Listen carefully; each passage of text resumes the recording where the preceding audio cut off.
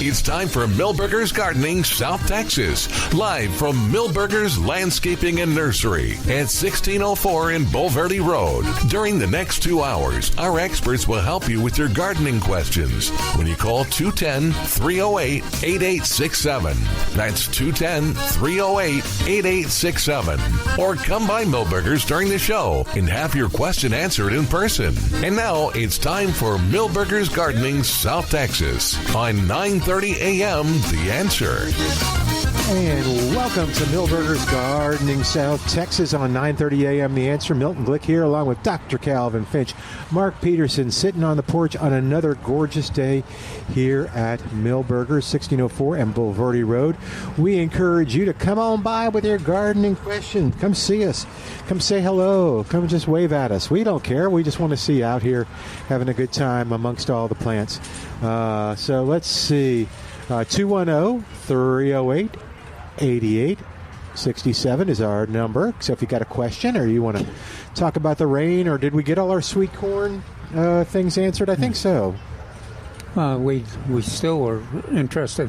What we got answered was that there's a lot less sweet corn growing right now than there was 10 years ago. But we want to hear everybody who does do sweet corn. You know, how they do it, where they do it, and what are some of the parameters, protocols that they adhere to when they do their sweet corn. And just to give another report for Milton's garden. I picked about 10 to 12 pea pods. Great. This morning. Yeah. I know, it's exciting. So yeah. I feel like a farmer.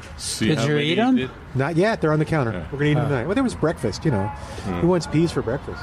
Well, I can eat them with the... We've got some ruby crushed tomatoes here. Yeah. That would go together. I can put them in a salad. Yeah. Yeah. Well, if they make it through traces. Yeah, I know. We got to be careful. All right, and Trace is going to come up. Is it the sound high enough for you, Mark? Yeah. So Milton usually fades in and out, but now you're good. Okay. Now better? Yeah. You're better for me. I don't know about Calvin. All right, see if you can give us a thumbs up when you can hear us, or thumbs down, and I'll fix it. All right, 210-308-8867. And Trace is going to come up and talk to us about a training that he did here with his employees on, is it cedar sod? Yes, it is grass laying time, sod application. However, some people come in and ask about seed. Well, this is if you're going to seed Bermuda grass. Therein lies the problem. Some people come in and say, "I read about St. Augustine grass." Yeah. No. St. Augustine seed. Seed. I mean, seed. I apologize. All right. Well, we'll. So if you have seed questions when Trace gets up here, that's the time to call 210-308-8867. Give him a hard time. Push him on this. All right. 210-308-8867. I did a bunch of things. I waited till it got a little cooler because even though it said it was in the low 80s, upper 70s, it still was pretty warm yesterday, it felt like. Oh, yeah, in the afternoon. But then again, the news report said 55 again in the morning today. And it was nice and cool. But my point yesterday, and you discovered it, and I need to go up a little bit more. Not much. Was that's all the way up. All right. Yeah, make sure you're plugged in. Yeah, plugged in. No, not you, Calvin. Oh, okay. But you found out that you have to do it every day. So tomorrow morning or Tuesday morning, you may find out you have another 10. Is that right? And 10. So cool. You'll make sure that and they hide. Yeah, they do. They hide. That's true. Because I picked them and I said, okay, I guess that's all of them. And then you kind of... And then you walk by at a different angle. Oh, that's exactly right. It's like, oh my gosh, there's another one. So, yes, I'm just reliving my childhood. So, were you a pea picker? Yes. Okay. That was one of my jobs. So. I feel like a farmer. Oh, good. Like, I got that zucchini coming, that one zucchini. Yeah, I know. That's going to be... And there again, that's another thing. Zucchinis... produce a lot. they're infamous for people having zucchini and then they can't get rid of it. Oh, really? And they're dumping it. Like Calvin, we mentioned that people will, in the middle of the night, have grocery bags full of zucchini and leaving it on their neighbor's yard. A drive-by zucchini drop. Okay. But infamous stories on that. But not you. You wouldn't do that. I would not do that. However,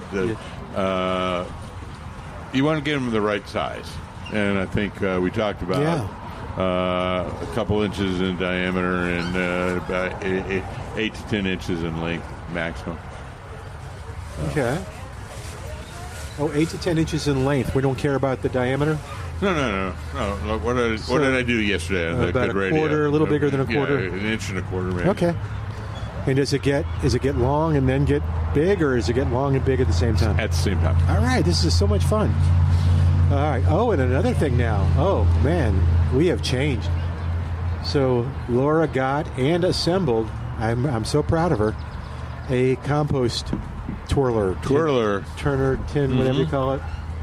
What do you call it? A tumbler. Tumbler, yes. Yeah, so some people swear by them. Some people go, nah. Don't need them, or? Well, there's theoretical discussions behind it. Does turning it increase the speed of the composting, or does it set it back? Oh, wow. So there's a certain time, and then you turn it, and then it sets it back to the back theater. Time for those particular fungi and microbes doing the decomposing. No, so I need compost tumbler reports telling us. Yeah, are you happy with it? What do you put in it? Yep, all that kind of stuff. Are you happy? What do you put in it? We've heard you put a brown layer and then a green layer and then a brown layer, then a green layer. We've heard it needs to go in the sun. We've heard it needs to go in the shade.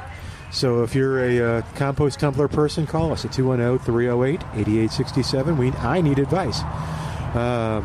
But yeah, that's it. But it still is a lot of fun. I was saving everything this morning. What? Please call in now. Milton needs your help. I do. Please. It's an emergency. Please call in now. Don't make me tumble without knowing what I'm doing. Somebody's going to get hurt. You know that. If you could just call right now and give me some advice. Call with your advice now. Yes, protect us. We just, so we've actually climbed in the tumbler, and I don't think we can get in the tumbler. But anyway, so hopefully the feral cats will get in the tumbler. Oh God! Don't even say that. And you can decompose them. No, not even funny.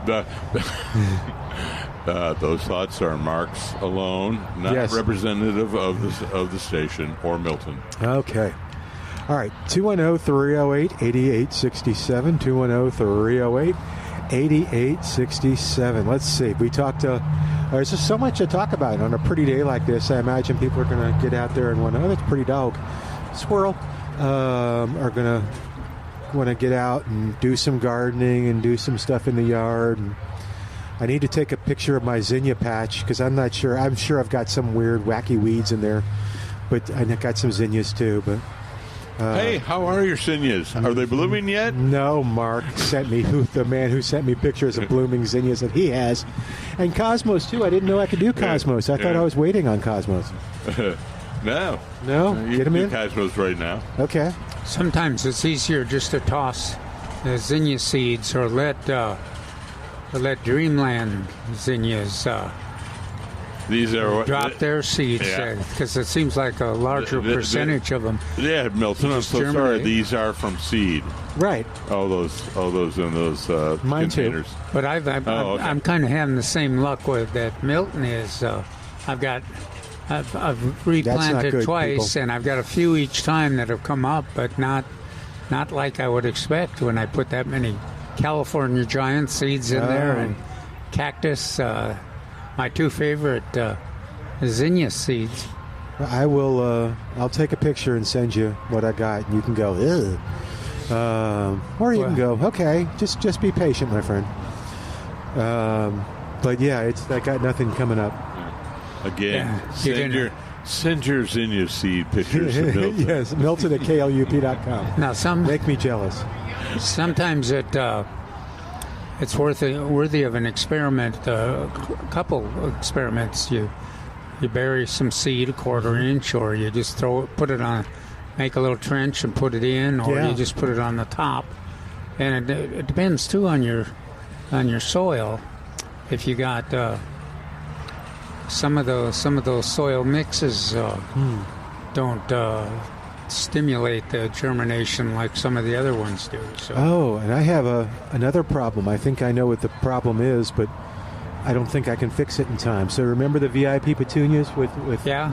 Okay, so we were looking at them yesterday, and it was kind of toppling over and drying out, and it looked bad. And so I literally just moved the pot and it broke. So I put it back in and stuff like that. But I noticed the soil was still wet. So I don't think I got a good soil in there. I don't think it's draining or drying out. Sounds like it. Can I change the soil and maybe do clippings of the petunia? Well, I wouldn't bother that. I would just change the soil. Okay. And, leave enough of the soil on there to cover the roots. But not enough to fill the pot, and then use some good new soil to fill the pot. And something like the VIP petunia will respond pretty quickly. Oh, good. Well, in any of the zinnias, or vincas, all of the plants flowers that we recommend, it's amazing how tough they'll put up with those kind of changes and continue to prosper. Another one that amazes me is those pentas. They're pretty invincible. And they're doing really well. The ones I got to put some more in today. So this evening I will be putting more in. I cleared the bed out. I'm very proud of myself. You can tell by the way I'm talking about it so much. But yeah, just cleared the bed out. Now I got to rake it a little bit and plant those pentas. I'm going to put those kind of in the middle. If you have toward the back. Out in the audience, if you haven't grown pentas, you definitely want to try them. They're one of the I consider them one of the all-star nectar plants. For the pollinators love them, and the thing about them is that they can take 2 or 3 hours of intense sun, and then shade the rest of the time, and they bloom constantly. They bloom from the time you get them here at Milberger's until the winter comes, and the colors are wonderful. That bright red, and then that pure white, pink, and the violet.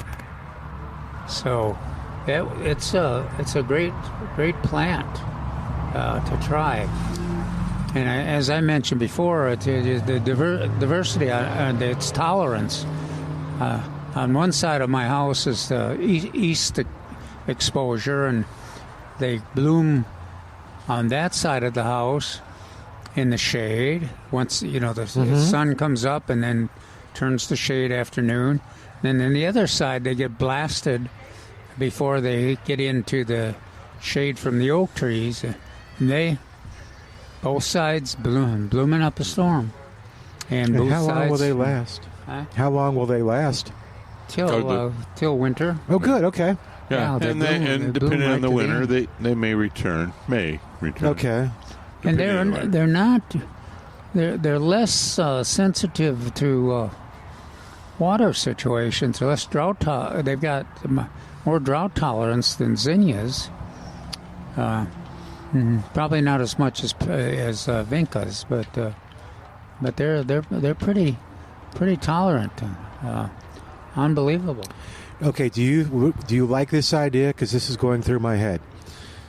Pentas in the back, because they get taller, right? How tall do they get? No, they don't get very tall. Oh, they don't get very tall? No, they get about as tall as those lantanas over there. Oh, okay. That's not very tall. No. All right. No, and then I was going to do vincas in the front of them. No, that won't work. That will not work? Okay. No, because the vincas will get taller. Okay. So really I wanted the vincas in the back and the pentas in the front. But that's just the opposite of the vincas are a full sun plant. Oh, never mind. And pentas are just a blast of sun. All right, so then we're going to switch it and make it a question. Now, zinnias, I've gotten zinnias to work in that kind of, especially dreamland, because they're low growing. Yeah. And then if you got it a little ways away from the house or the shade, that gives the zinnias a little more sun than the pentas, and that has worked pretty well. They're fun to experiment with, those pentas, for sure. Yeah, so that's what I was going to ask. So what should I put in there with it? I like the pentas are so disciplined in terms of their shape and the intensity of the flower color and the dense. They're dense, the flower color too, and once they start blooming, they just bloom till the winter comes. The winter, okay. And is this full sun or full shade or what? Who, mine? Yeah, half and half. Yeah, that's what I thought. That's what made it appealing was Calvin's. Like they want shade, yes, but they'll take a little blast of sun and still thrive. So in that respect, pentas are an excellent plant for that. Good. Okay. Well, I'll keep y'all informed. I'm very proud. Now I'm looking for other stuff to grow, although I should probably focus on what I have with the zucchini, the cucumbers. I don't have any cucumbers yet, just the pretty flowers. No cucumbers. No, you have cucumbers? No, I didn't grow any cucumbers. We have several different cucumbers here available, transplants. No, I got transplants and I did one by seed. Now, they're both doing really well, but no. Another thing that I'll bring up my column next Saturday, my potatoes have started blooming. Yeah. So. Oh, really? What does that mean, Calvin? That means. I know what it means. Milton. It means they're ready. You can, it means you can, if you want to start harvesting some new potatoes, when they start blooming, that's the time. And then what you do, you use those as you are hungry for the tomatoes, and then at the end of when the plants turn brown, the rest of the foliage, and then you harvest everything else. Now, in the old days, we always worried about the wet soil and the potatoes rotting, but I don't think that's an issue now. No, because not at this time of year, not in this particular climate. Okay. No, the current one. Not with the. Although that's what I think happened to the poor VIPs. Is they kind of rotted. Although May is our time for rain. Yeah. We do hope for it. And if you look at the forecast, I did. What is it tomorrow? Tomorrow night, Monday, Tuesday, and Wednesday. Okay. Possibility. Yeah. Okay. Let's see. I'm going to just look real quick. Because yes, you were right. And it's a good chance, too. It's not one of these 10% chances. Tomorrow, 40 to 80%. Tomorrow night, 50 to 80%.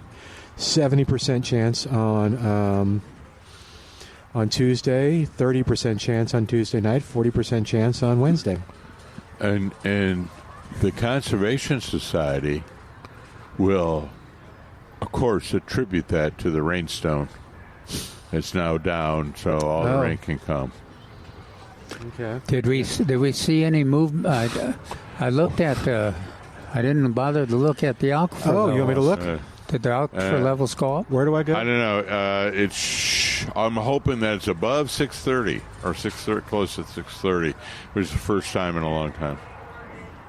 Okay, I'm going to look under. No, it's usually 9 o'clock, but Monday through It got to 629 before, but I don't know if that's the latest one. Okay.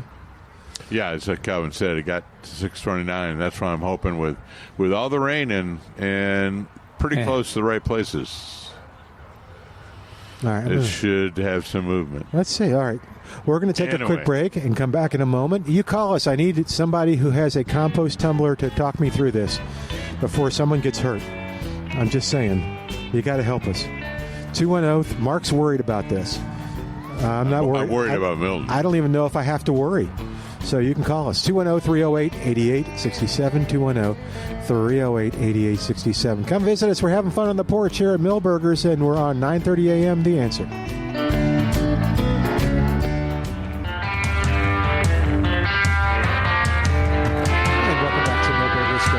South Texas on 9:30 a.m. The Answer. You go ahead right now and you mark your calendar because May 31st, Saturday, May 1st, is the Festival of Flowers. And what is the anniversary? You ready for this?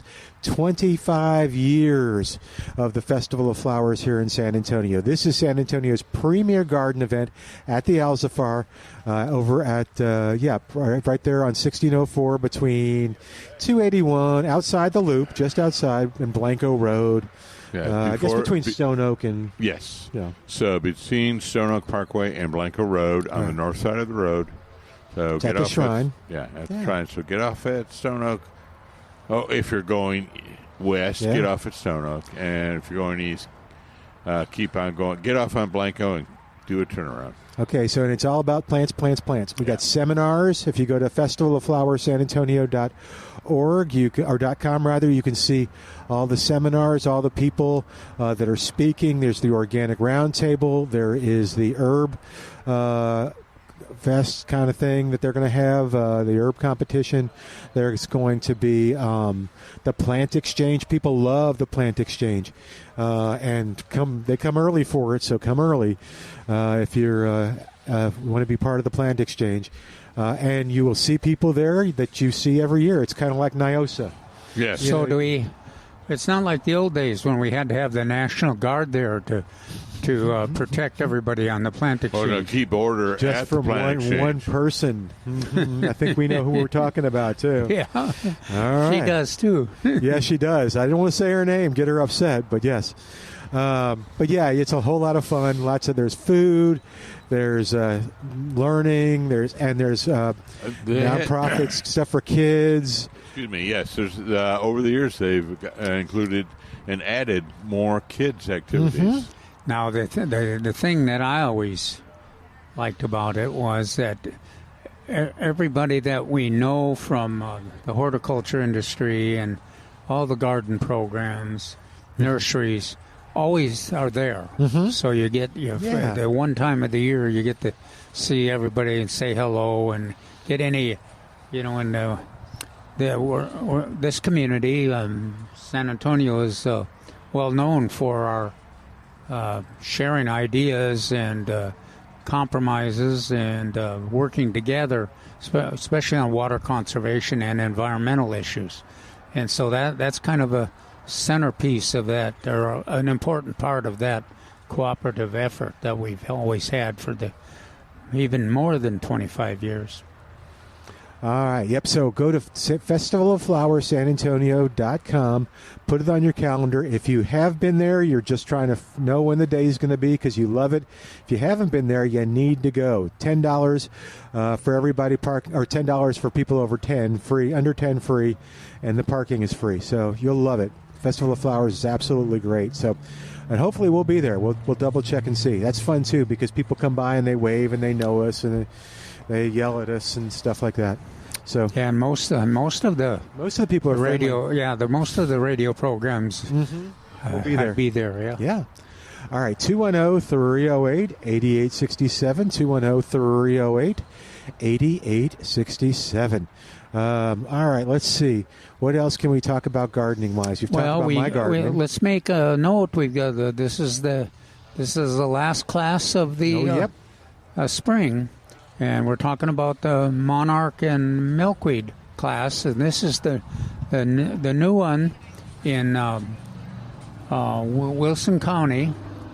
The new chapter of the Master Gardeners. They're in the Wilson County. They're sponsoring it, and it'll be held on the March 8th, which is Thursday. Mm-hmm. Thursday at 6 p.m. That's different than normal. Yeah, it's in the afternoon, in the evening, which is a little different. We did do one last year in the evening like that, and it was pretty successful, so we're trying it again. Works well. Good. And you pre-register, and there's a phone number you can call. Mark generally helps me with it. And I'll send it back to Al at the station. Okay. So go ahead. I have it right now. Okay. Are you ready? Yes, I'm ready. Okay. Area code 573. 573. 286. 286. 89. 8953. 8953. And I'm sending it back to Al. So if and leave either call the radio station if you don't connect, or leave a message, or you can also call us. Call me at 210-382-4455. And everybody that registers, whichever way they register, will receive 2 seeded native milkweed containers. Yeah. And the idea will be we'll expect you to monitor those containers. Most of them will have germinated plants already, but if they don't, you monitor the germination. And then the other thing that's really important, that we're trying to figure out how best to transplant so that we can get more milkweed into our backyard gardens, because it's the only thing the only place the monarchs will lay their eggs. And so one of the real solutions to the reduction in population appears to be getting more milkweeds into our gardens. And this area, including Wilson County and Bexar County and New Braunfels, this is a real channel of the monarch migration, both directions, coming north from Mexico City, and then later in the fall it'll be coming south from Canada and the Midwest. And if there's milkweeds there, the potential is that they'll lay some more eggs here in this area. And at very least, this another one of our main topics is the nectar-producing plants. And of course, Milberger's we really emphasize that. We've got porterweed and lantanas and salvia coccinea and mist flowers, zinnias, all of them all-star nectar plants, and that they will meet the needs of the monarchs and other butterflies too. All right. Someone called and asked you to tell us where it was again. Someone called and said, "Can you please tell us where it is again?" Oh, the address, or just the city. We'll start with the city. There, Mark? Yeah, I have the address. What city is it in? Well, it's in Floresville. Floresville. Okay. So it's 1103 4th Street. Okay. 1103 4th Street. And again, that's 6 p.m. on Thursday. All right. What's the seating? And Classroom 10. Classroom 10, yes. Okay. And what's the capacity for Classroom 10? It'll be 30 plus. 30 plus? Okay. Now, if you're familiar with Floresville, that's the area by the library. Oh, good. A lot of the public buildings are in that big parking area there. Very cool. Going to be a good one. All right, 210-308-8867. And yes? And our friends at the Wilson County News. Yay. So we've worked with for years and years and years. I'm glad I'm glad they made the connection with you again. Right. That's good. Well, I mean, you have the connection with them. Yeah, because the article. We've done their column for but 25 that's years. Great. Yeah, and she's terrific, and that's good stuff. Good people. Is she going to be there? I don't know if she'll be at the class. I know she's her newspaper's been in the middle of it. Okay, good. All right, we'll tell you more, but Al has those phone numbers. And one more time with the date. That is on Thursday, March 8th. May 8th. I'm saying May 8th. So that's this Thursday. What a wait that would be, huh? So it's this 10 Thursday? months, yeah. Yes. Calvin really likes to give people time. Yeah. But that's this Thursday. That's right. All right. Do you know how many you have so far? Last time I talked to him, we had 16. Oh, good. Okay. All right. 210-308-8867. And it will be a good class. People who have come here to see it or gone to some of the other ones have absolutely loved it. We've gotten some reviews. So, and I guess you don't have to be from Wilson County to... no. Yeah. Yeah, they welcome everybody. And but, of course, they're really interested in... if you're interested in exploring the new Master Gardener chapter, they welcome you there for that too, because that'll be before the meeting on the butterflies and the milkweed. They'll talk a little bit about, if you get there early, they'll talk about the new chapter and the opportunities there for Master Gardener training. Mm-hmm. Very participation.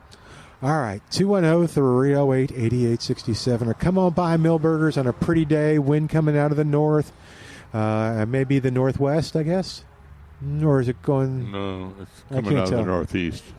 No, that's right. Yeah. Sorry, northeast. That way. That's behind your back is the other west. Yes.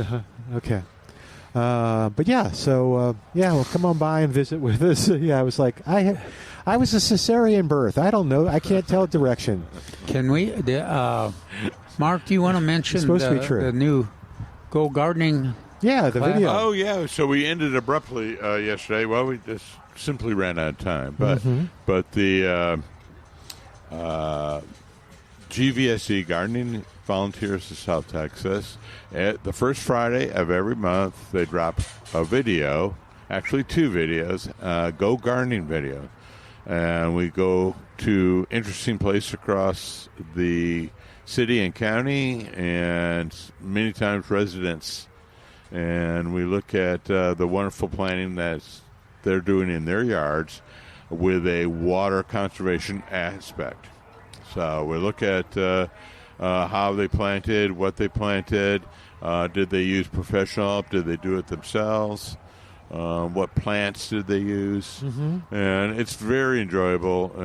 It's conversational. We walk around the yards and take a look at the plants, and super useful. Because if you have questions about what does well in San Antonio or under these conditions, is it different homes in different conditions? Meaning like some shades? We look at various places all throughout town. Some of my favorites have been in Southtown. I bet. And this latest one is we're looking in the Stone Oak area, in the Rogers Ranch area, I'm sorry. And some of the difficulties that the homeowner had. It was 95% grass. Shall we say minimal soil, 2 inches of soil. Okay. And we described what it looked like beforehand, and then you could see what actually were all the work that she had. And the things that I pointed out that I really liked was the extent of the beds that she created. Normally, the typical household, when they get a new house, they have 2 to 3 foot bed all the way around the perimeter of the backyard. And no, make those things 7, 8, 10 feet deep, and plant trees and plant pollinators in particular, perennial plants and pollinators in particular. And so this Turk's cap, shrimp plant. Yes, because what she did was leave a lot of the junipers, the mountain ash, the ash cedar, and then I complimented her on that. And then some of the plants she incorporated in those shady areas where she left the juniper. Gotcha. Yeah, I mean this will be a good one. I always like the tour idea because you can go see, and I know from doing the show, people like, well, I have this condition, or I have full sun, or I don't have a tree, or I've got tons of trees. I'll give you, maybe Mark, you can answer my tree question in just a second. We'll take a quick break, come back in a moment. 210-308-8867. 210. What about, Mark, you've done some this sounds like a wonderful program. You've done some others. One of the favorites was in my neighborhood. You did one on the backyard, container gardening. Yeah, where can they can still look at those, can't they? Where are they? They're on YouTube.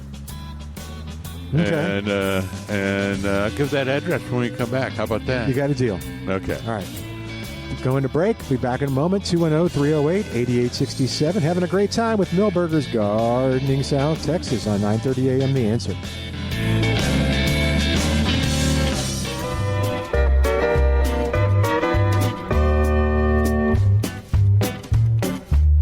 And welcome back to Milberger's Gardening, South Texas on 9:30 a.m. The Answer.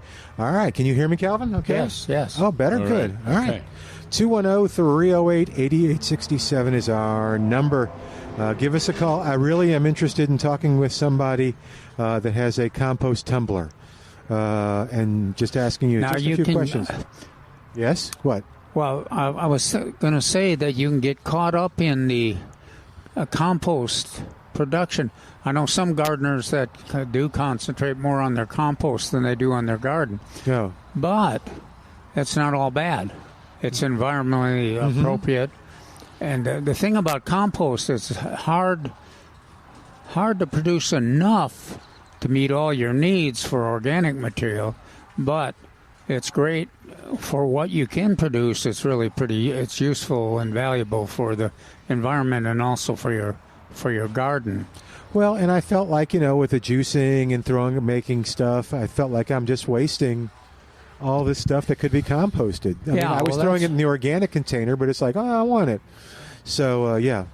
Well, and you can do it in a kind of those technical way you're trying to do it, or you can just make a pile in the corner, and then that works too. Okay. All right.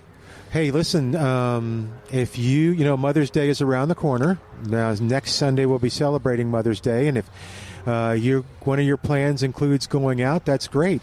But if one of your plans includes making mom breakfast, making mom lunch, making mom supper, you need to head over to Pruski's Market on Highway 87. There you will find high quality, the best quality meats, poultry. You'll find terrific sausage, all that good stuff at Pruski's that you can make a great meal out of. I use the sausage in little egg bites, and oh man.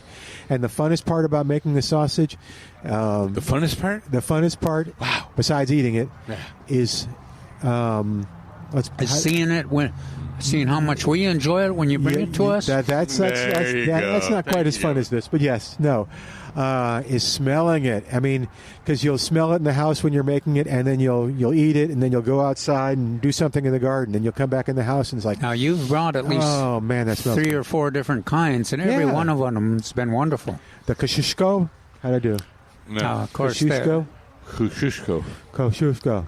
Yeah. Okay. That Swedish sausage has been the best. Yeah, the potato sausage, which is the Texas Swedish, from Swedish Texans.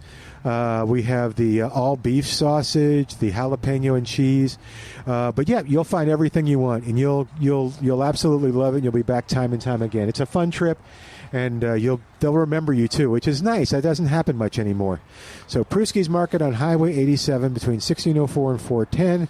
Check them out. Learn everything at Pruski'sMeatMarket.com. That's Pruski'sMeatMarket.com. And maybe Edmund will call us and we'll talk about some Mother's Day ideas with him. All right, 210-308-8867. When we left, I think we were trying to find out, were we asking about the... So we're asking about the gardening volunteers in South Texas. Correct. And I wanted to remember what the other episode was. We do 2 a month. Oh, that's right. And they drop on the first Friday of each month. And the other one was I took a little trip out to the Edwards Aquifer Authority Field Research Park. Woof. Yes, and it took me a while to get that right on video. So that's why I was so happy to repeat it again. I learned something. Anyway, the Edwards Aquifer Authority has a research station out off of Evans on the northeast side of town, adjacent to the Cibolo Canyon. And what they do is they're determining how much water goes into the aquifer from runoff, and then how much water, where does it go once it's in the ground? So does it go downward, vertical, or lateral, and then they measure and see how much that is. And they haven't had a lot of rain over the last couple of years to measure. Yeah. But they have all these wonderful, fancy pieces of equipment, and we looked at them. We went to the research park 2 years ago, and now they have all these fancy pieces of equipment, and we were looking at kind of the techniques now these are broad techniques of diversion coming off your property, or how you can keep the water retained on your yard for additional benefit. But what we try to do is try to make it useful for the homeowner to do. Gotcha. So that was we had a lot of fun doing that, and went to a couple of their like say the infiltration or small dams to make bioswales. That's the new fancy word, bioswales. Okay. We used to call them. What did we used to call them? Drainage channels. But areas where we used to call them bioswales. Now they call them we've lost Mark. Somebody thump him on the side and see if we can get him back. I can't remember what we call him now. There he is. I walked into a conversation. I don't know what we're talking about. So. Okay. So what are we talking about? The goat. Actually, SAWS helps people, and the agricultural agency help people to divert water and let it percolate in the ground. We call them something else nowadays. We used to call them bioswales. Retention pond? Detention or... retention. No. Detention is something we had in school. Yeah. Anyway. It'll come to me shortly. Were you there a lot, Mark? Wow. Yeah. Huh? Were you there a lot? Yes, at I the was detention there. pond? Detention. That's what the problem was. Anyway, so it was a really interesting episode. I encourage everybody to go and watch it. Again, Gardening Volunteers of South Texas, and then the Go Gardening tab. And as Calvin mentioned, we keep the videos on for 30 days, and then we put them on YouTube. Mm-hmm.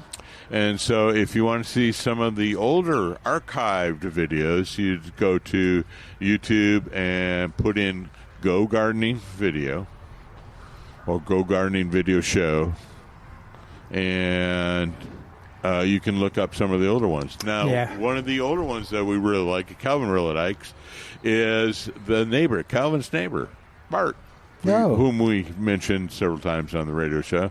So do you have less gray hair in these older videos? I'm clean shaven in a lot of these older videos. Yeah. That is different. Yeah, I might have to go look just to see. I do have less gray hair. Yes, some of those, but Bart's was interesting because we were focusing on all his wonderful container plants. And we looked at a lot of the large containers that he's growing vegetables. It's amazing how many vegetables he produces. So he swears, and I believe him, he swears that he produces more vegetables from containers than he did in beds, raised beds and beds. He uses some special fertilizer that Trace has here at Milberger's. Those little...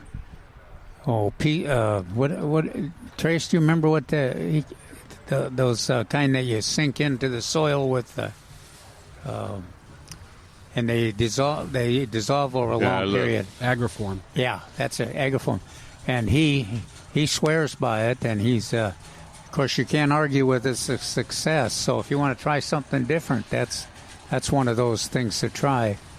Agriform. Well, you can argue about his success because we just have to take his word for it that he's producing all these vegetables. Well, I don't, because I live close enough to him that I get to share some of his vegetables sometimes. Okay, so that's what I was looking for. All right, but yeah, so if I go to gardeningvolunteers.org, does it tell me the YouTube? Is there a link for the YouTube channel? I'm sure there must be. Yeah, I believe so. Okay, cool. Okay. All right, 210-308-8867, 210-308-8867. What's going on, Trace? I'm jealous. Why are you jealous? Because he's already got tomatoes. Oh, Calvin does. Yes. These are Calvin's. Yes, I know. Well, we did, but we brought you a whole tub of them, Trace, but for some reason you never showed up. So yeah, they got passed out. And these are what kind, Calvin? Oh, these are Ruby Crush. So I had a customer that required extra help. Okay, good. See that? Mother had passed away, and they were looking for an ornamental tree. To plant in honor. That sounds nice. What's your point now? Oh, I was just pointing to the microphone so I could hear it. Oh. Calvin, can't get it a little louder in the mic.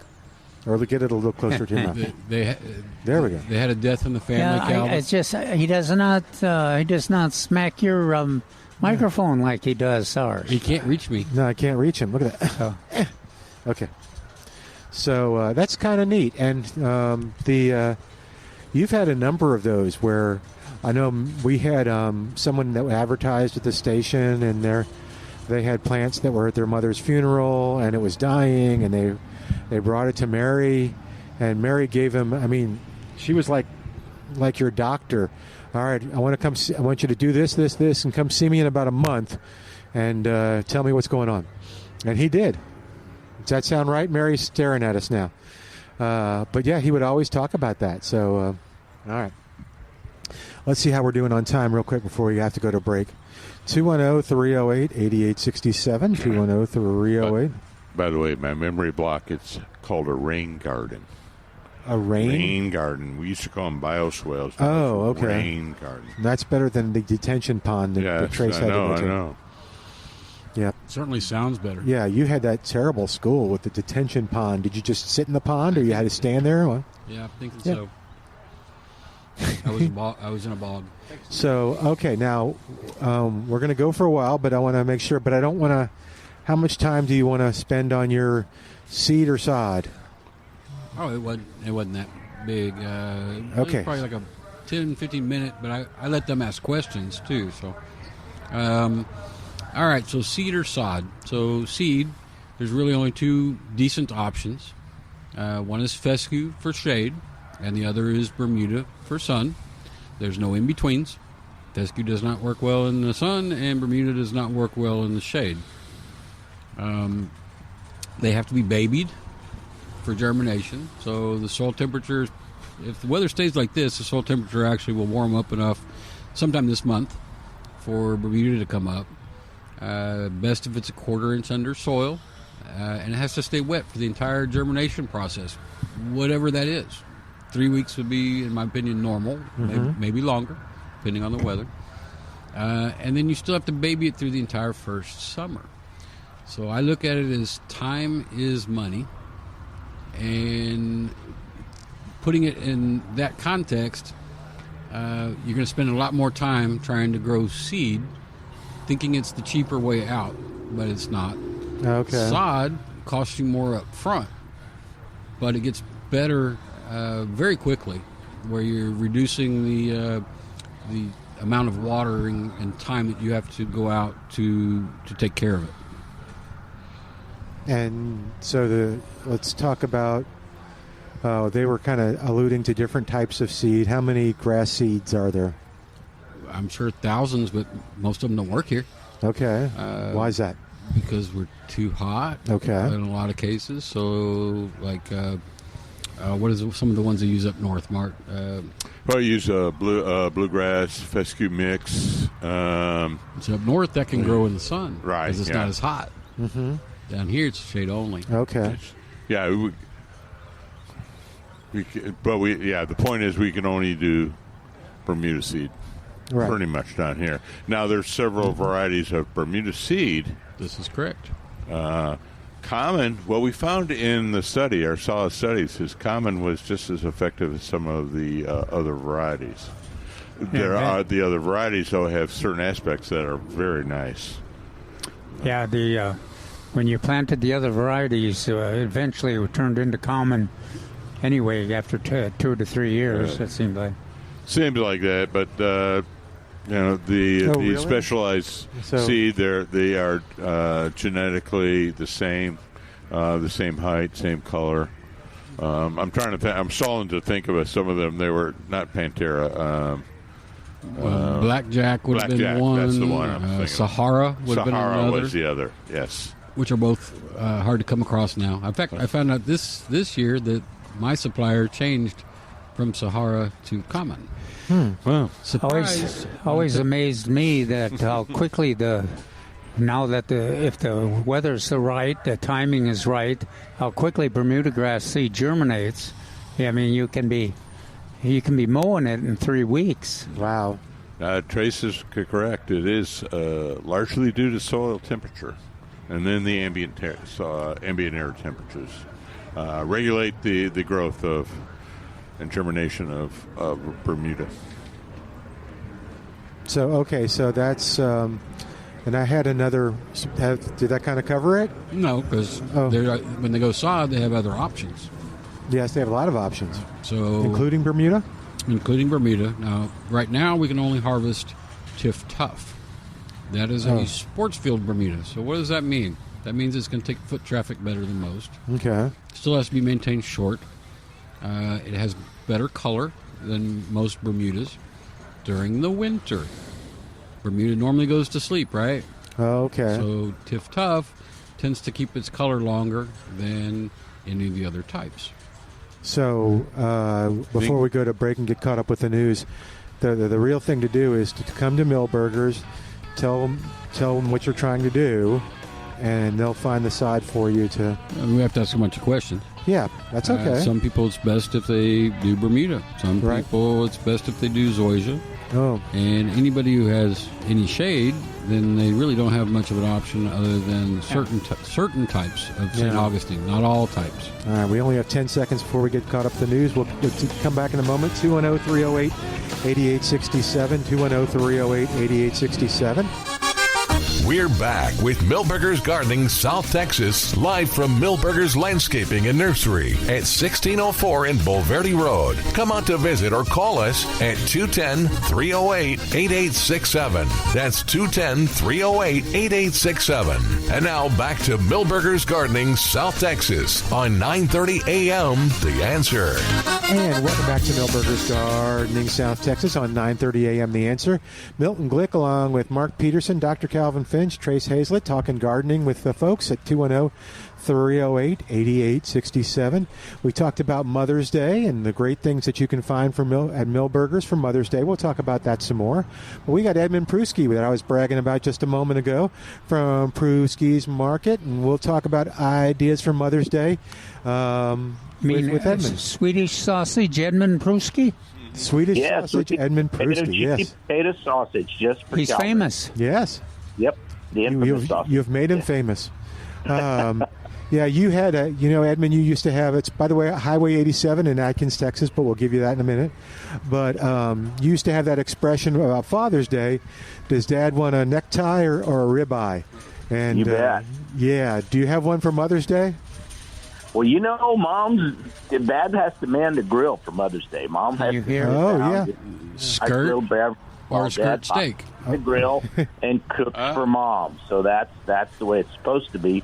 And don't forget the paper plates, so nobody has to do the dishes. So that's a good idea. Yeah, absolutely. Get some charcoal. We've got the beautiful mesquite charcoal.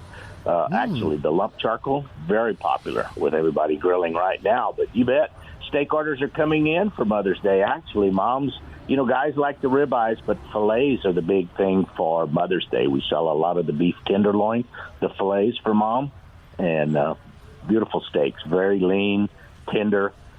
Can't hardly mess one up unless you tried.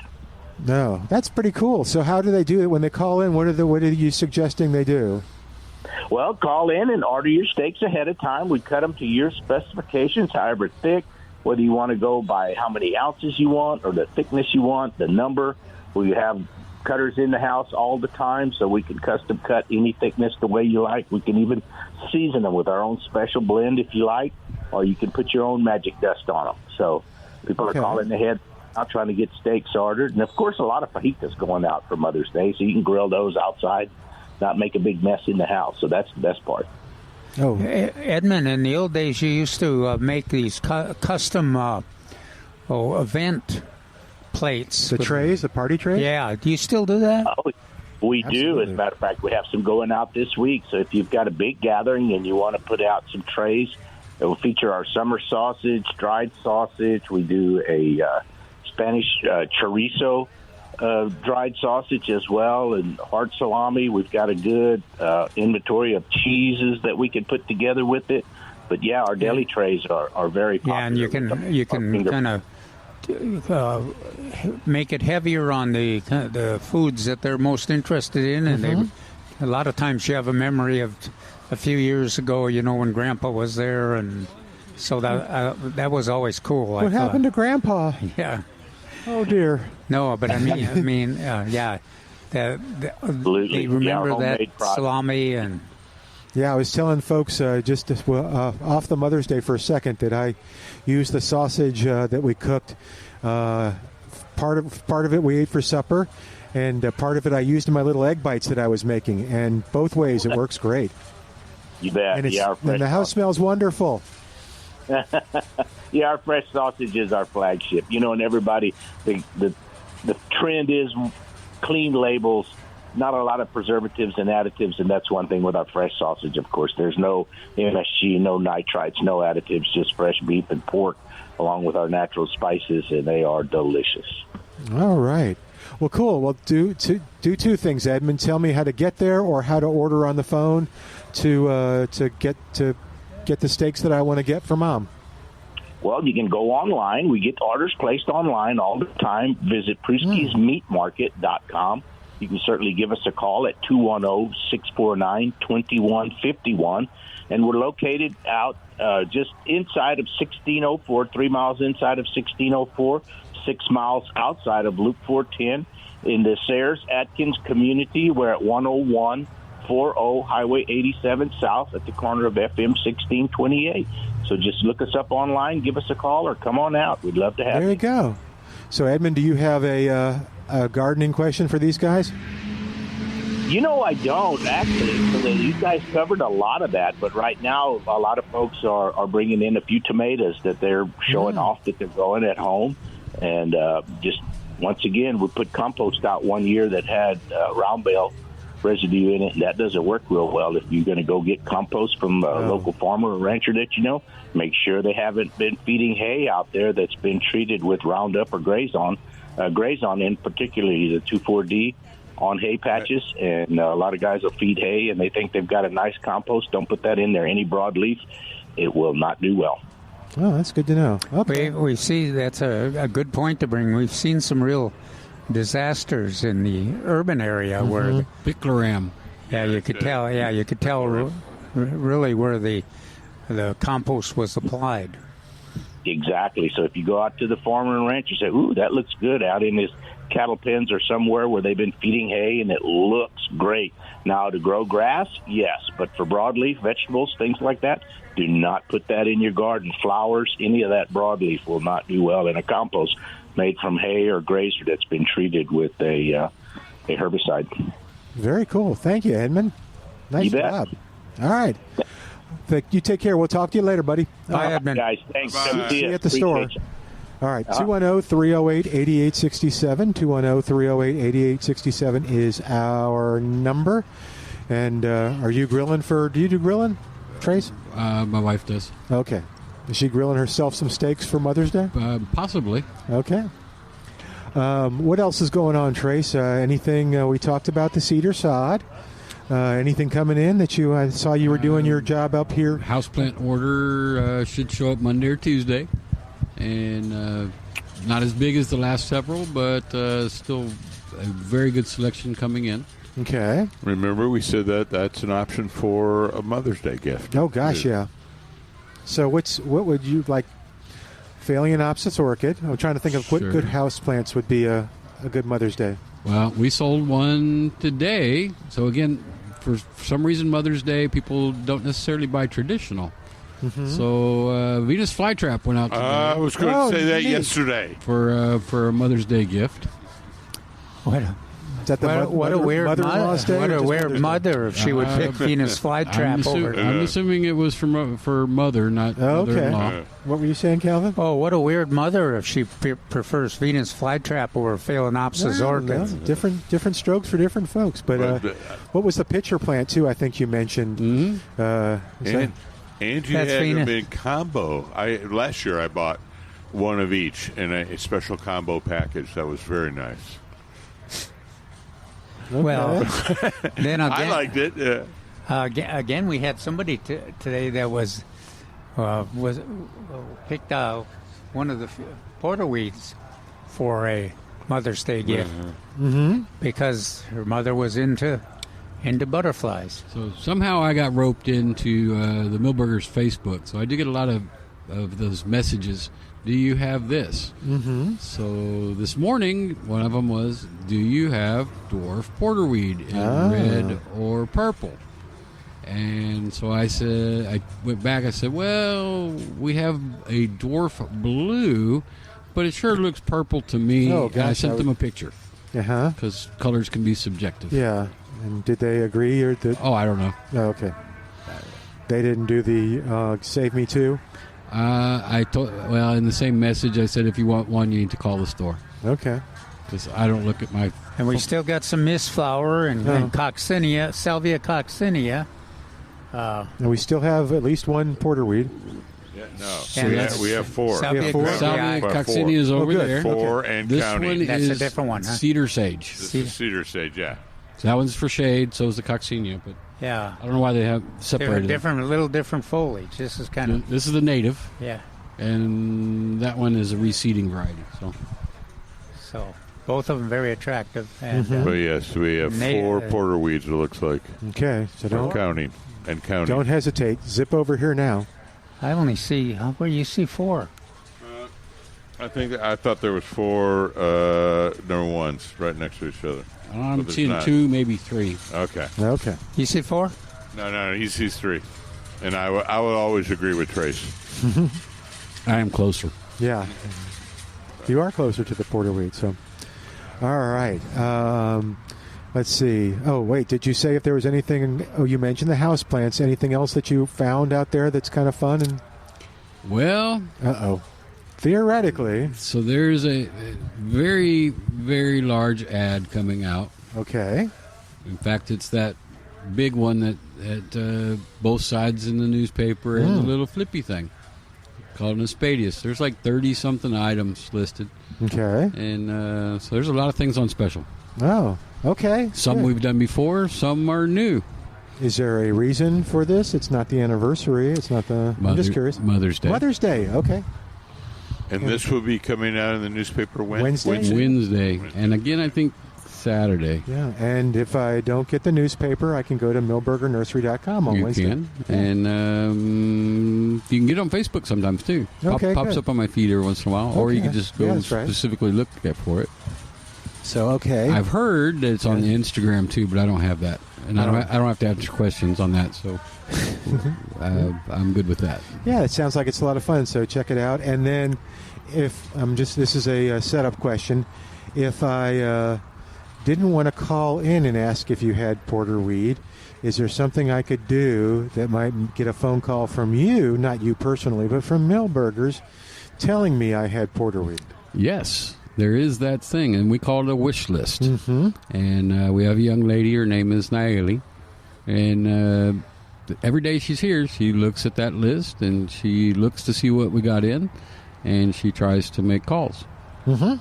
And she called me on Wednesday, told me it came in, but it wouldn't be out on the floor, but you get the idea, until Thursday, so don't come till Thursday, because I said, I'm heading over there right now. She said, well, you might well wait. She told me the price. She told me everything about it. So it's really cool. It's a good feature. So if you're thinking about something you want, then you might want to just call 210-497-3760. 210-497. That's also the number at millburgernursery.com. And you can just tell them what you're looking for. All right, let's see. We do have a separate wish list for grass. Oh. So we don't carry pieces of almost all of our grasses. Raleigh's the only one we intentionally do by piece. But there are people that come in regularly. Do you have any Bermuda? Well, no, because grass has a worse expiration than milk. So we don't just bring it in and hope we're going to sell it. So we take people's names and numbers. And if somebody cancels on a pallet, then they still own it. But we would put it up front, and if we can sell it off by pieces, we give them their money back. And if we don't, we don't. But we do keep a list of people wanting specific grasses, and we try to give them a call and say, hey, we got some. Come on down right now. That's cool. And they could do the same thing you suggested yesterday, just kind of, hey, can you put aside 5 for me or something like that? Or grass is a first come, first serve under any circumstance. Okay. So if they get that phone call, it's come now or you may not get it. Okay. But yeah, again, Milberger's is definitely service oriented. They make it easy. Anything else coming in? Any whoppers? No. Okay. I asked David to find out what's going on with that. Okay. I don't think I ever got an answer back. Oh. Well, that'll be interesting to hear David's. Well, we were talking David's about how much we Saturday. like pentas, and how we're so many places in the landscape there, Philly. It'll be interesting to hear David's response and his audience's response to the penta. Just a wonderful plant, and a lot of them here, very nice. Blooming when you get them, basically, and then bloom until the winter time. Yeah, and David will be here next Saturday from 10 to 11:30, talking about summer color. Pentas fall under that, and talking about water saving tips. And pentas kind of fall under that too. They do. How about deer resistance? Do they fall under deer resistance? I don't know that. I don't think that. I've been creating a deer-resistant list here for the last couple of weeks. I don't believe I've never had it on. I ever put pentas on that I've list. never tested it for sure. Wow, there you go. That's another thing. But I think you're right. Of course, any gardener out there, do our usual. If you've had an experience with penta and the reaction to deer, let us know. Mm-hmm. That'd be perfect. Because, yes, I go Vinca zinnias. Vinca, absolutely. Vinca zinnias. Those are our two. Not sure I agree on the zinnia, but Vinca for sure. But the zinnia is on most lists. Yes. But I've not had great luck with it out there with them. As deer resistant. Yeah. But the other thing is that mostly it may be that they break when the deer walk through them for sure. Oh.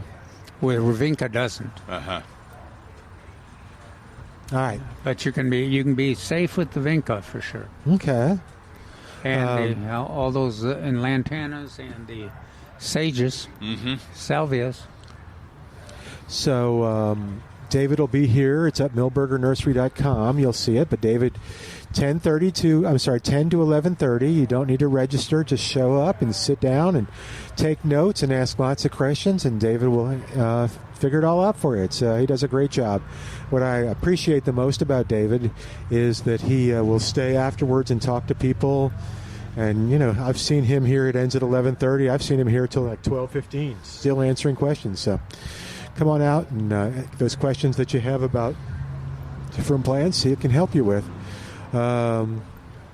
All right, 210-308-8867 is the number, 210-308-8867. We'll take the opportunity to take a quick break, but call us and tell us what's going on in your garden. We want to know, want to see if we can help you. Also tell us if you are a compost tumbler. Somebody out there has a tumbler, and you can call in and help me out and just give me some advice on it. Back after this on 9:30 a.m. The Answer.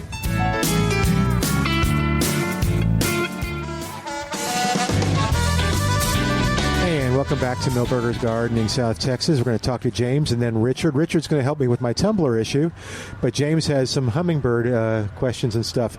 210-308-8867. Hi there, James. What's going on? Out on the patio today. There, we got you. You got me? Gotcha. Okay. Hey, a lady called yesterday about she didn't have hummingbirds, or not yet. Yeah. She did not very many compared to other years. I have a ton, 99% black chin. But why I'm really calling is I saw one after the show ended yesterday afternoon. I'd never seen before, and so I went to the Google machine, and I think it's called a rufus or something like that because it was green, like a green midsection, and then like a burnt orange head, and very distinct burnt orange like tail feathers. So are those common around here? Well, they used to be. During the winter, in the fall we'd say expect the ruby throat, the black chin, and the rufus, and then quite often the rufus would hang around, And then we hadn't seen any, or I haven't seen any for a few years. But I think you're right. I think you're absolutely right, because some other gardeners have seen some again this year. And this would be the time they would be migrating back to the west. Okay, well, it hit the hummingbird feeder, and then it was shied away from some black-chinned, and it went up to the oak tree, and I spotted it, and then it went back to the feeder, fed it a little bit, and then it just took off. So I'm hoping it comes back. It was really interesting looking at. I'd like to get a photo of it if I could, if it comes back. Okay, second question. I picked up some violas at Milberger's last year when I was getting some onion sets, and they overwintered real good, and they look real good. Since I moved them to the shade, they're doing better. I had them in too much sun. Do they reseed? Because it looks like they're reseeding. They're in containers. Do they reseed, or are they annuals, perennials, or cold weather annuals, and don't count on reseeding. So as soon as the nights get hot, I would expect them to get aphids or just die, one of the two. What is it? So Viola. Viola. So just when it gets hot, just pull them out and plant something else. That's the best answer. As soon as they don't look good, plant something different. Okay. Oh, as a side note, because Edwin was on there from Pruski's, when I called yesterday about the corn and telling about my grandfather growing near Helotes corn, when y'all mentioned Pruski's and I always talk about Kosciuszko sausage, his parents would be my maternal great-grandparents are buried there in Kosciuszko, and so it's a nice little... Yeah, if you ever get a chance to go down to Kosciuszko, go into St. Anne's Church. It's beautiful inside, just gorgeous. Okay. Absolutely. Like stained glass. Yes. And I think that's the first Polish community in Texas or something? Panna Maria, I believe, first. Yeah. Panna Maria there in in Panna Maria. Yeah, that's got a beautiful church. But St. Anne's in Kosciuszko is really, really nice. All right, thank you. Good advice. You want to take a road trip? That's a place to visit. You got it, man. Thanks, man. Thanks for the information on the hummingbirds. Yeah, good job, James. Sure. All right. Thanks.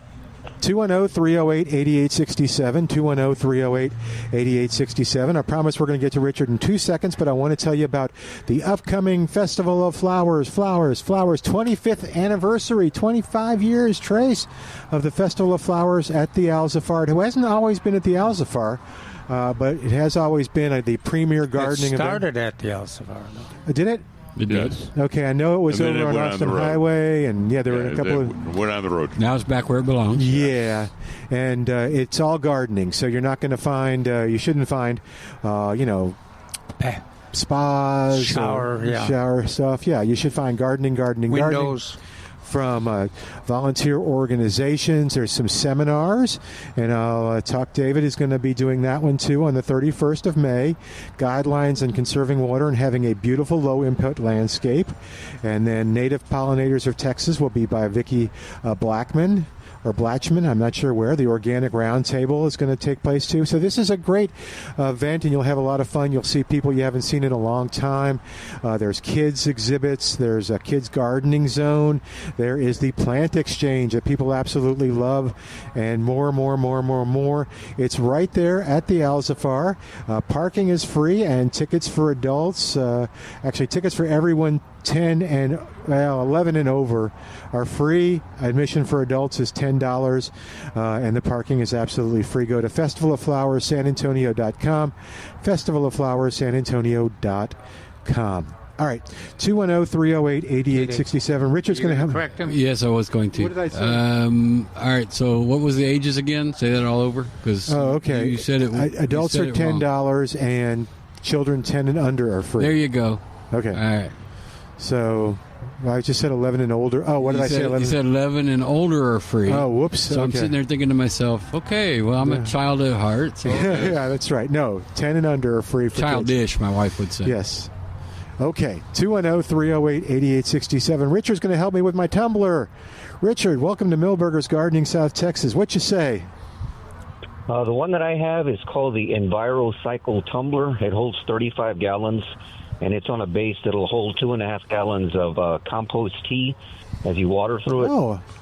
Bought it a while back. If I put the effort into it, what I usually do is steal people's leaves from their front yard, and I got a mulcher that'll reduce about 5 bags to 1.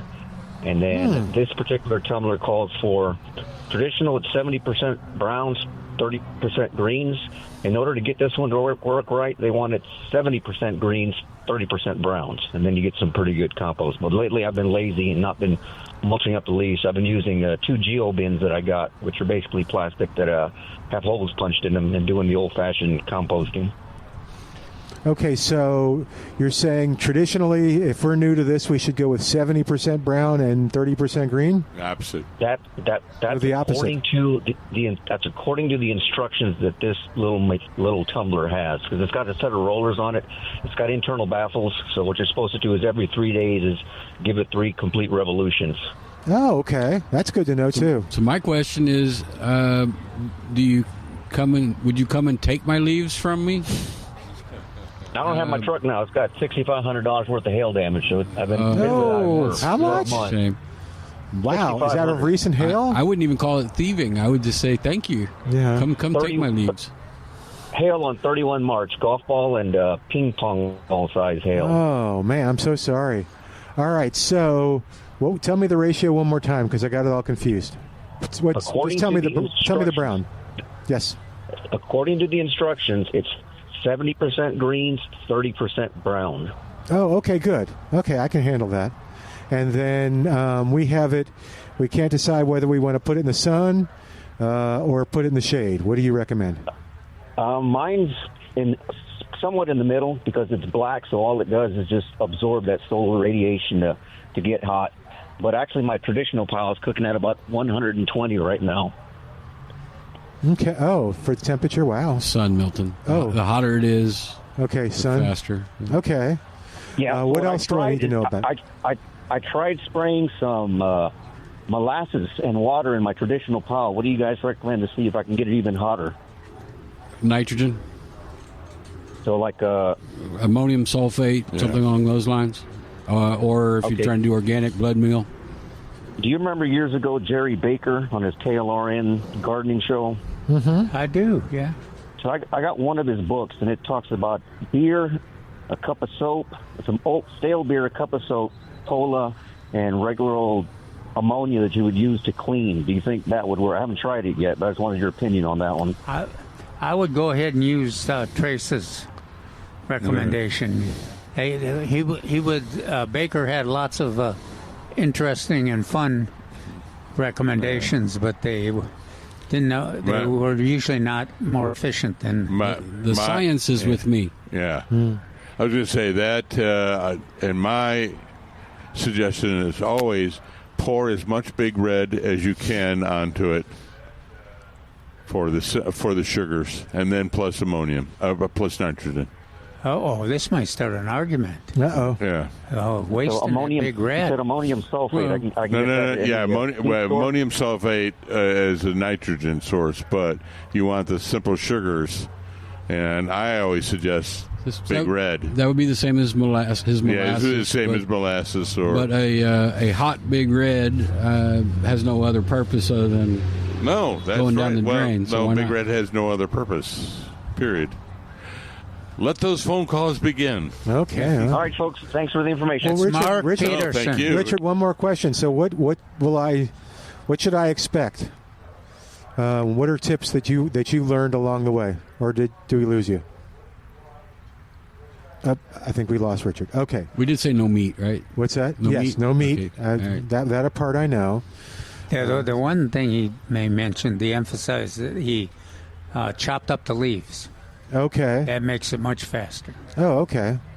So, how do you chop up the leaves if you don't have a shredder? You don't. Okay. Well, unless you. So, if you have a lawnmower that has a bagger, you just keep going over the same pile, dump it, go over it again, and get it as small as you possibly can. How long do you know when you're done? When it looks like dirt. Okay, that's what. Yeah. And smells fresh. No longer smells like rotted veggies that I've had in the. Okay. This is going to be fun. Fresh, like fresh dirt, like out of the woods.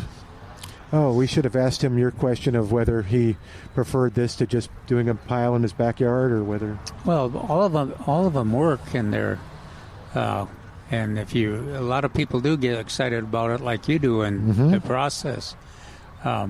But a pile of organic material will decompose eventually, and it's valuable. It's good for the environment. So if you want to do an experiment, Milton, okay, if you have a bag catcher on your lawnmower, okay, which I don't, but fill it, all right, and then you go dump it in a pile in the back corner. Okay. And it's not very long before it starts to look like dirt. It certainly gets smaller and smaller by the day until it looks like dirt. And so am I watering it? Am I doing anything? Decomposition requires several things. It needs a product to decompose. Okay. Heat, air. Which heat and air we have. Water. You nitrogen. can do all of those things, but you don't have to. That's the neat thing about it. I mean, you just don't want to waste the organic material, and so just a pile will eventually decompose. Okay, I don't think we have a grass catcher. Can you buy a grass catcher for aftermarket? Probably. You got a rake, right? Oh yeah. Okay, so your wife can become the grass catcher after you've mowed the yard. Okay, so rake up the already mulched and compost the leaves that are already broken up. Okay, very cool. What is happening here suddenly? What happened? Can you hear? Yes. Yeah, Calvin, I don't know what's happening with your thing, man. It's just not. Well, now it's real loud. Oh, that's Mark, what do you hear? Yep, that's. I hear all of you. Yeah. Spouting wisdom. Okay. Do you do composting at your place? No. Okay. I know Calvin does, right? Thoughts, yeah. Yeah. My dogs would like it too much, and. Oh. Okay. The tomato-eating dogs? Yes. All right.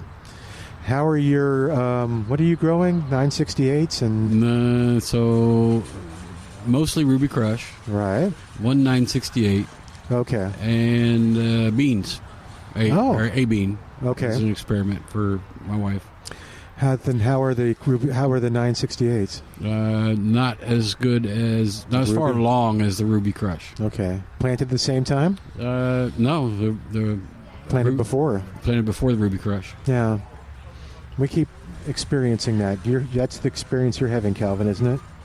Well, mine, I had trouble getting them to germinate. Now they finally germinated, and I've moved them into other soil and more fertilizer, and I'm finally getting some growth out of them. But none of them are producing fruit at this point, other than the Ruby Crush. My Ruby Crush have fruit, not as far along as Calvin's, but nothing on the 968. Well, we had a gardener call us yesterday about which variety was he? He said he was 2 weeks away from. That wasn't Billy, was it? It may have been Billy. Okay. And he was doing Celebrity. Oh no, that wasn't Billy. That was Billy was having the issue. Was that one of James? I think it may have been James. Yeah. That had the Celebrity. Yes, because he was talking about the Hoop House and the Hoop House, and then the HOOP, not POOP. What did you say? Hoop. Oh, okay. The Hoop House. Hoop. No biosolids. No biosolids. Okay. But anyway, yeah. But yeah, his experience was that Billy's experience was that the rodeo tomato was just growing tall but nothing or something. There's another porterweed going home. Nope, to your... We're checking it out. Yeah. Oh, the last... Oh, my goodness. Oh. Trace, you'll have to order some more. I have to see if they're available. All right. 210-308-8867. 210-3... Well, I'm glad we helped find all the porterweeds at home. 210-308-8867, the number to call. You have a question? Did you have a question? I was going to say hi. I'm your friend from North Texas. Oh, it's Greg. Yeah. Cool, man. How are you? We were just talking about the... grab the mic here. Here. Trace, do you want to... here, there you go. Yeah, so what's going on, man? Just going back home. That's our North Texas friend. Yeah. Was out west near D'Hanis for the weekend, so heading home and figure... I heard y'all talking about the porterweed. Uh-huh. And 2 or 3 left, so I think I got the last 2 unless I missed one. So. No, that's cool. So what else you growing? You'll have to give us reports on those too. Yeah, those I bought a couple a few years ago, and then the hard winter of 22. We got a hard winter in 22 also, and it doesn't really take a hard winter for them. They're cold sensitive, but yeah. But gosh, you can't beat them in terms of the attracting pollinators. Oh yeah, they were beautiful. So I've been looking to replace them. I can't find them up north hardly, so I get them here. And I thought about you because I've got 3 little Rio Grande Golds. Oh, do you? And they're going to do good. And I thought I need to take one with me. Oh, but I didn't know if I was going to be able to get by here today. But that's okay. I should have. So next time. I'll bring you some. I don't know what I'm doing wrong because because they're just thank you. Yeah. They're just sitting. Nothing's happening. Yeah, mine have been stalled a little bit. I think they just need to get into the sun. Do you think the weather helped? I got one that germinated. Had all those tomatoes though germinated. Yeah, those have done good for you. Yeah. They've germinated.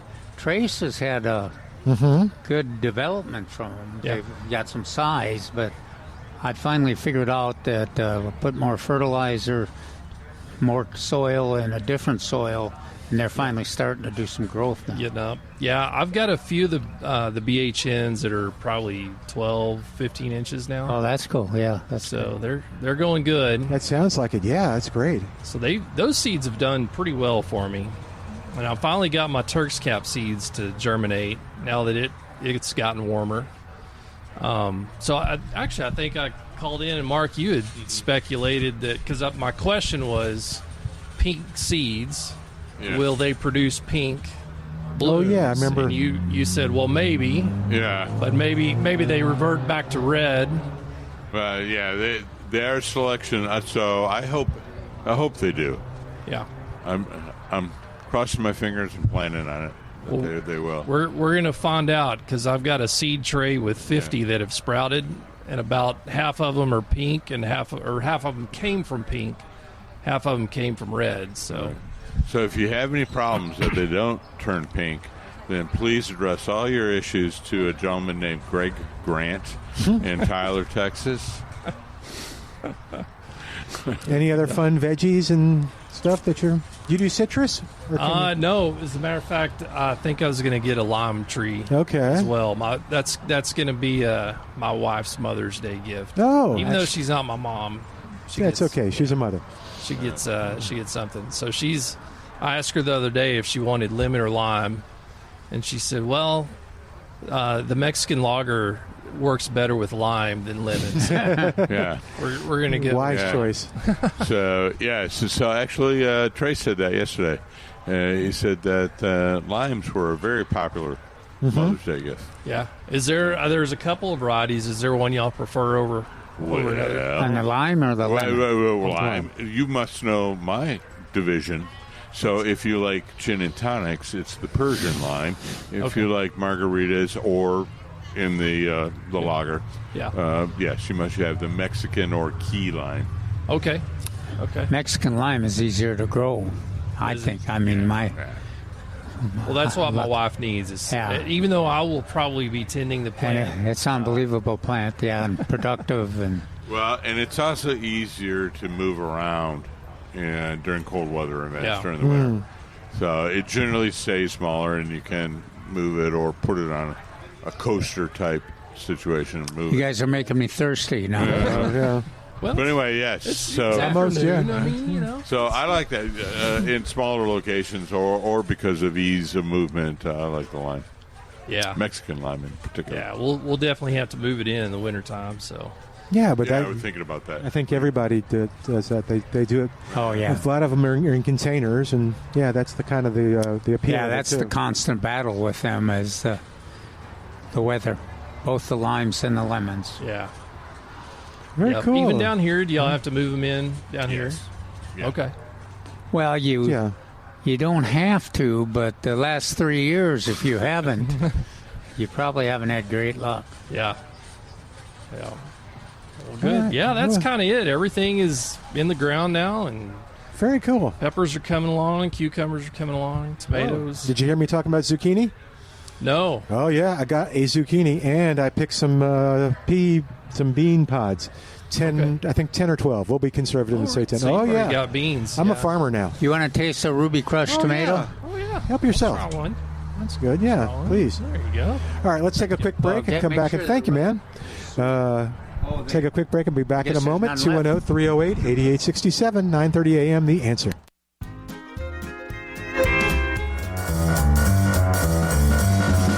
And welcome back to Milton's Gardening, South Texas on 9:30 a.m. The Answer.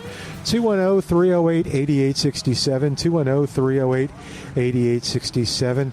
It's our buddy from Chalmette, Louisiana. Where you at, Bert? You're the only person that gets that. Yeah, I know. It's an old New Orleans thing, ain't it? Mm-hmm. I was just wondering. I just had a question about what are y'all thoughts on the Arboretum south of the city? Because my one man's opinion here from Bert from Chalmette, so I grew up with a lot of trees. I think every city should be an Arboretum, not just put it. I just wondered what y'all thought about it. Well, I was on some of the ground floor work, not recently, but I love arboretums. I just want to make sure that they are used for their purposes of education, research, and enjoyment. Some places become too much of an event center and lose the focus on helping the public understand trees and see the different trees.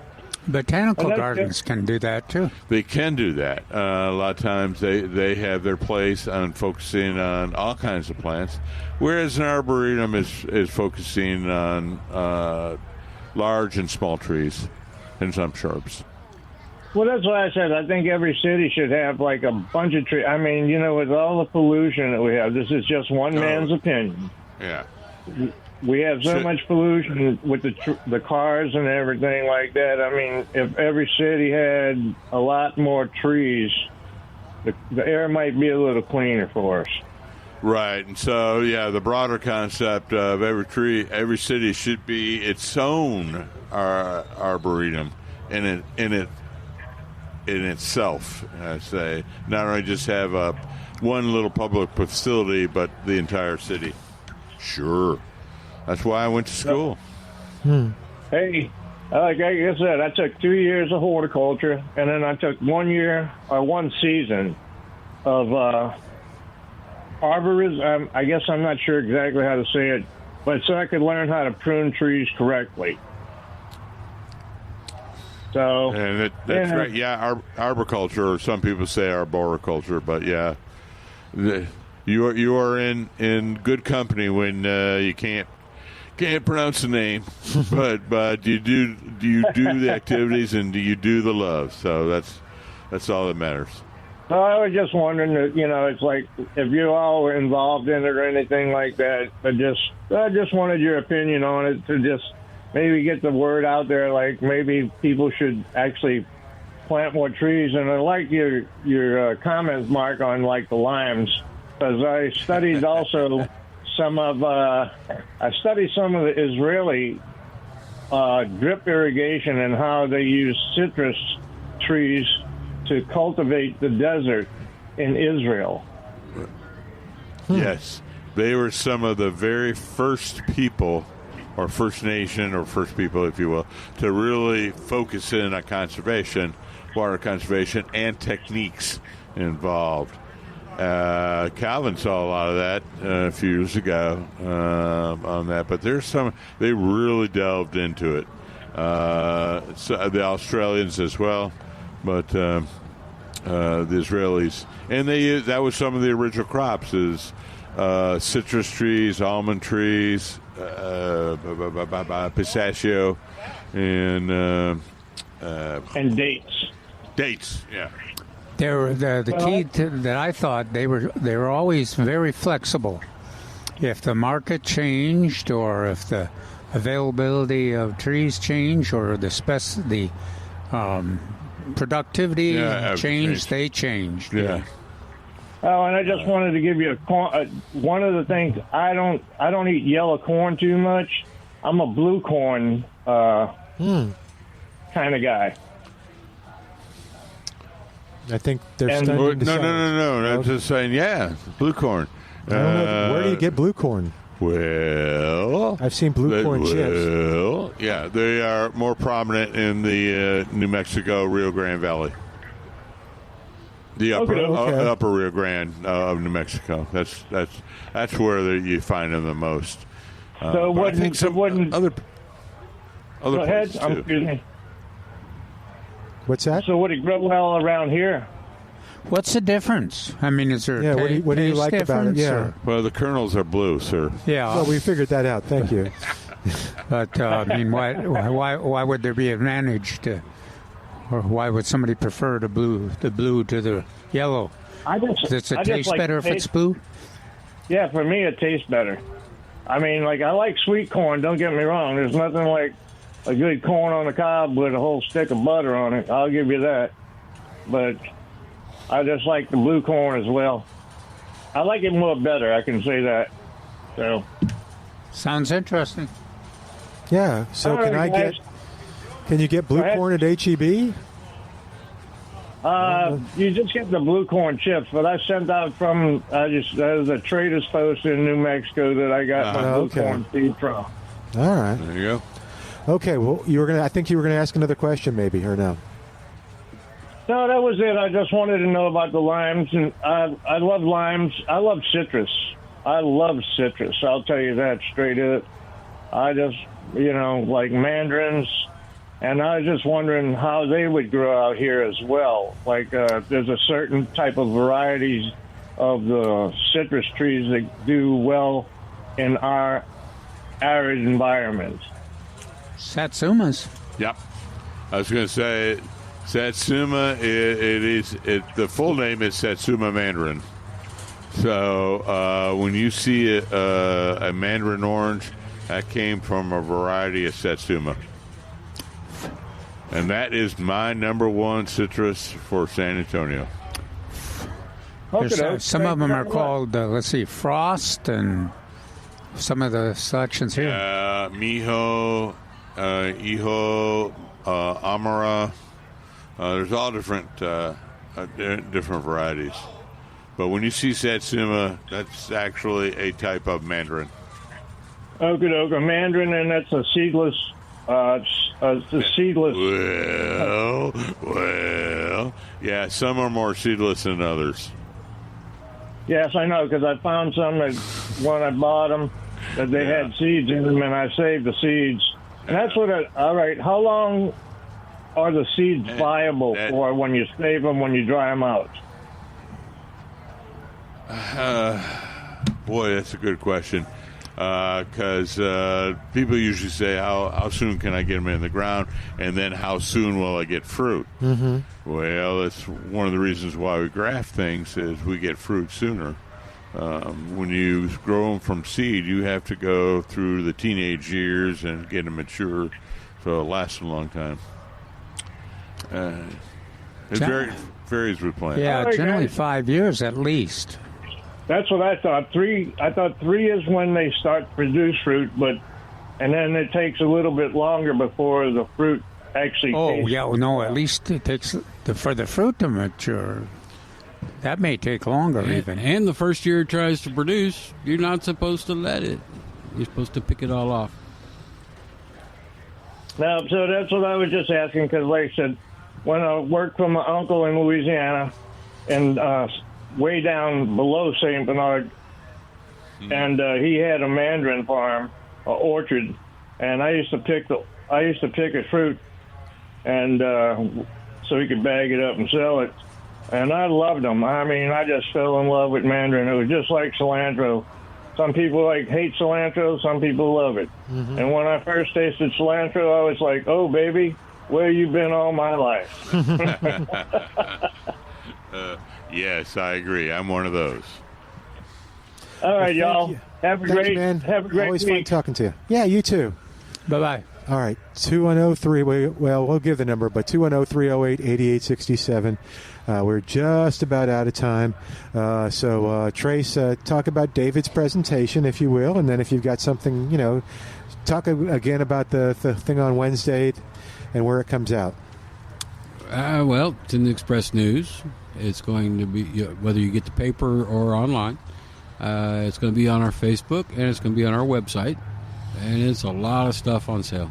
Mm-hmm. Okay. And then David's talking about color stuff and conserving water. Is it summer color or just color plants? I think it's summer color. I bet he talks a lot about Texas Superstars. I bet he does too. He's a little too. fond of that program. Yeah. Speaking real quickly, I wanted to bring this up. It's always fun to see what's blooming. Crepe myrtles, pink. I just see pink. Yeah, they're not ready yet, I would say.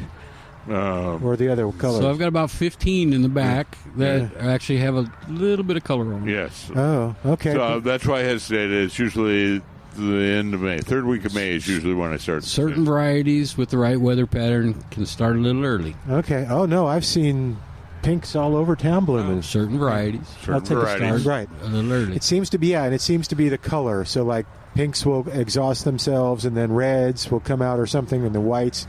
What's the last one to bloom? I can't remember. White is usually the last. White is usually the last? Okay. I don't know. What do and Vitex looks like it's getting ready to go nuts, which is fun. Well, the Vitex here is out right on the edge of blooming. Yeah. No, I've got them in the containers. I've got them in full bloom, and I've got some that haven't started yet. Okay. And it's kind of funny depending on where they came from. So the Bigfoot area ones, those are already in full bloom. That's further south. It's warmer. The ones that came from a different direction are just barely budded. Okay. Well, cool. Well, listen, we'll have more next week. Maybe David will come visit with us after his presentation. I bet he will. And we hope you'll join us, too. On behalf of everybody here, thanks to Al for doing a great job. And thanks to you for listening. Thanks to Greg for coming to visit with us. This is Milton Glueck on 9:30 a.m. This is The Answer.